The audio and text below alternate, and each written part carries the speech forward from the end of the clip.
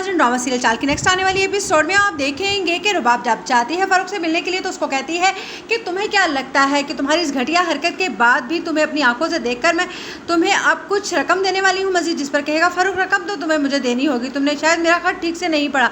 जिस पर रुबाब कहेगी मैंने पढ़ भी लिया है और मुझे समझ भी आ गई है कि तुम क्या चाहते हो।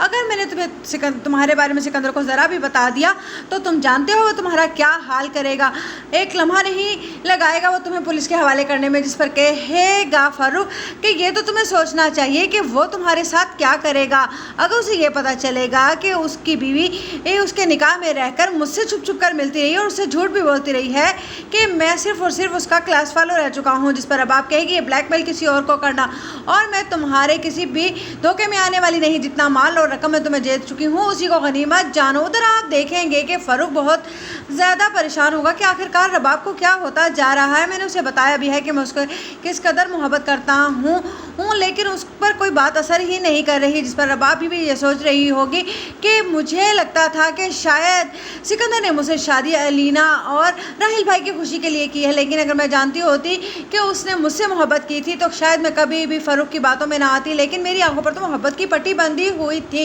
इधर शैला अपने बाप से कहेगी कि ये तो शुक्र है कि साहिल की नौकरी वापस लग गई है। जिस पर कहेगा उस शैला का बाप की मुझे लगता है कि इसका मतलब है कि फ़ारूक की हकीकत उन लोगों के सामने आ गई है, तभी तो ये सारा मामला क्लियर हो गया है। जिस पर कहेगी शैला हाँ मुझे भी लगता है क्योंकि फ़ारूक भाई कुछ परेशान से फिर रहे थे, लेकिन अब भी मुझे लगता है कि वो अभी भी कुछ ना कुछ ज़रूर करेंगे, रुबाब को ब्लैकमेल तो वो ज़रूर ही करेंगे। जिस पर कहेगा शैला का बाप तो तुम्हें क्या लगता है कि अब हमें ये बात करनी चाहिए सिकंदर से। जिस पर कहेगी शैला ये ना हो कि पहले की तरह जिस तरह साहिल फंस गया था हम लोग भी फंस जाए।